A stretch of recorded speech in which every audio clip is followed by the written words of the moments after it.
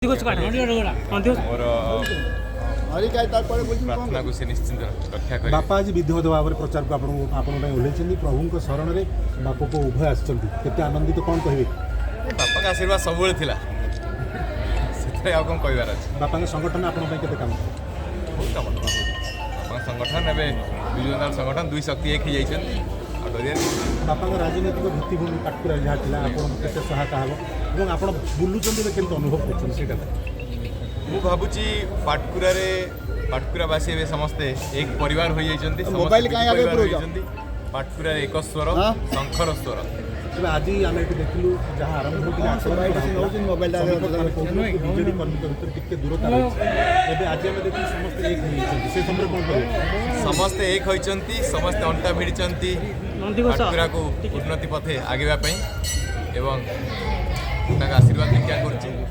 ନିଶ୍ଚୟ ଅଛି ଯେ ସେମାନେ ନିଶ୍ଚିନ୍ତ ମୋତେ ଆଶୀର୍ବାଦ। ତେବେ ଆମେ ଆଶା କରିବା ଆଉ ଗୋଷ୍ଠୀ କନ୍ଦଳ ଗୋଷ୍ଠୀକରଣ ନଥିଲା। ଆଜି ଠାକୁରଙ୍କର ଆଶୀର୍ବାଦ ନେବା ପାଇଁ ସମସ୍ତେ ଏକଜୁଟ ହେଇଛନ୍ତି। ସବୁ ସରପଞ୍ଚ ମହୋଦୟ, ସମିତି ମହୋଦୟ, ଜିଲ୍ଲା ପରିଷଦ ମହୋଦୟ, ବ୍ଲକର ଭାଇସ୍ ପ୍ରେସିଡେଣ୍ଟ ସମସ୍ତେ ଏକ ହୋଇଯାଇଛନ୍ତି। ବାପା କେମିତି ଷ୍ଟ୍ରାଟେଜି କରୁଛନ୍ତି ଆପଣ ଦଳୀୟ ଷ୍ଟ୍ରାଟେଜି ବାଦ?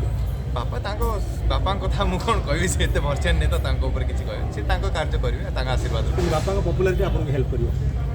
ହଁ, ନିଶ୍ଚିନ୍ତ ଭାବେ। ଆପଣଙ୍କ ଭିଜନର ପାଟକୁରା କ'ଣ ରହିବ?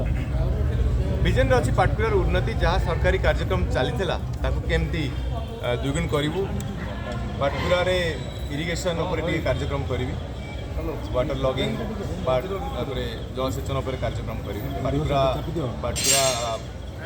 ନଦୀ ଘେରରେ ବସିତ ସେପଟେ ଏପଟେ ବିରୁପାରୁ ଆରମ୍ଭ କରି ସେପଟେ ପାଇକା ପର୍ଯ୍ୟନ୍ତ ଅନେକ ଜନସଂଖ୍ୟା ଏବଂ ଭୋଟ ଦୃଷ୍ଟିରୁ ପାଟକୁରାରେ ମାର୍ଶାଘାଇ ଏବଂ ଦରଦପୁର ଛାଡ଼ିଲେ ଡେରାବିଶର ଗୁରୁତ୍ୱପୂର୍ଣ୍ଣ ଭୂମିକା ରହିଛି।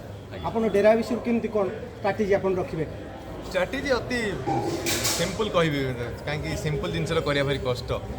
ପ୍ରଥମ ଜିନିଷ କହିବି ଯେ ସବୁ ବ୍ଲକ ସ୍ତରରେ, ପଞ୍ଚାୟତ ସ୍ତରରେ ସବୁ ନେତୃବୃନ୍ଦମାନେ ସହଯୋଗ କରିବା ପାଇଁ ଏକାଠି ହୋଇଯାଇଛନ୍ତି। ଷ୍ଟ୍ରାଟେଜି କରିବା ବାପା ନିଜେ ମଧ୍ୟ ପ୍ରଚାର କରିବେ, ମଇଦାନକୁ ସେଇଟା ବାପା ହିଁ ନିଷ୍ପତ୍ତି ନେବେ। ବାପା କ'ଣ କହିବେ?